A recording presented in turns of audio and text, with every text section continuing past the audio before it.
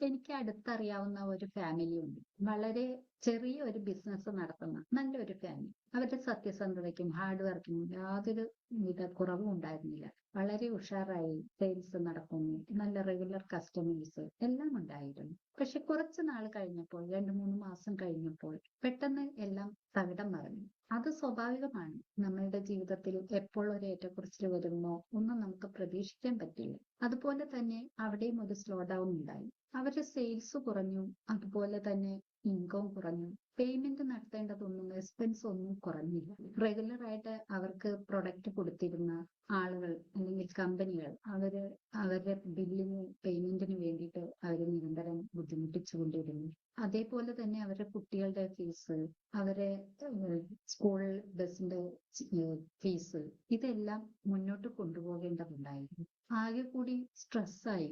ആ വീട്ടിലെ സന്തോഷം തന്നെ ഇല്ലാതെയായി. അന്ന് ഒരു ദിവസം അയാൾ എന്നോട് സംസാരിച്ചു.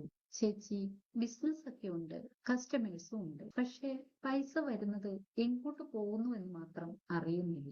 എവിടെയാണ് തെറ്റുന്നത്, എവിടെയാണ് പിഴയ്ക്കുന്നതെന്ന് അറിയില്ല. അവരുടെ ബിസിനസ് വളരെ സ്ട്രോങ് ആയിരുന്നു. പക്ഷെ ഒരു ചെറിയ കാറ്റിൽ അത് ആടി ഉലയാൻ മാത്രം ഒരു ഫിനാൻഷ്യൽ ബാക്കപ്പ് അത് വളരെ സീറോ ആയിരുന്നു. അയാളുടെ ആ ചോദ്യം എന്നെ വല്ലാതെ വിഷമിപ്പിച്ചു, അല്ലെങ്കിൽ ചിന്തിപ്പിച്ചു. എന്തുകൊണ്ടാണ് ഒരു നല്ല ബിസിനസ് ആയിട്ടും അയാൾക്ക് ഈ ഒരു ഗതികേട് വന്നത്? ഇതിനുത്തരം നാളത്തെ വീഡിയോയിൽ ഞാൻ പറയും.